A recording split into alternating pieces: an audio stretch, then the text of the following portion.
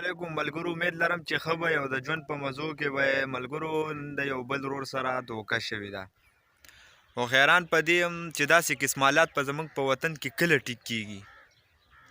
نن یو ورور د خپلې نوکرۍ لپاره پردي کالي خرڅ کړي دي او هغه وایي چې ما ته دا نوکري میلاو نه شوه نو زه به ځان مړ کړم، ولې چې په ما پسې قرضداري کور ته ځي راځي او نه ورته نوکري میلاو شوې ده او نه راسه پیسې شته چې هغې ته بیا واپس کړم. وایي پردي کالي مې ورته خرڅ کړي دي.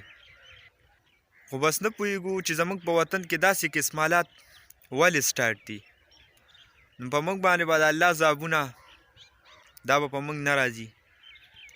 نو راځئ دغه ویډیو هم تاسو سره شریکوم، دغه ویډیو په تاسو باندې ګورم، خو دغه ویډیو د ثواب په نیت باندې مخکې ډېره شیر کړئ چې هغه کسانو ته ورسي چې داسې د غریب فریاد واوري. نو راځئ دا ویډیو ګورو.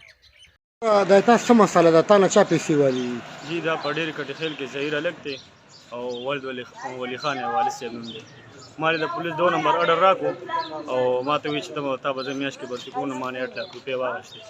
دا شانته یو 2 پیره 2 نمبر اډونه بیا راکړي نه پسې بیا موږ څلور 15 کسان اکسلای کې کینولو. نو موږ یې پېښور ته بوتلو نو ستاسو انټرویو ده.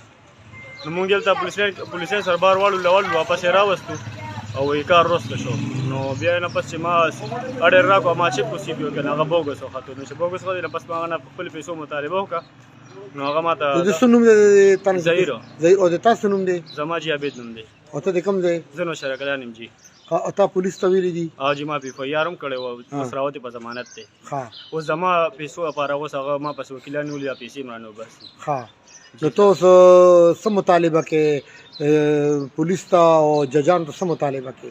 زه د دې بالا سره نه دا مطالبه کوم چې ما ته خپل پیسې خپل حق ملي. ما دې په ډېر تاوان هم کړی خو بس خپل پیسو مطالبه کوم.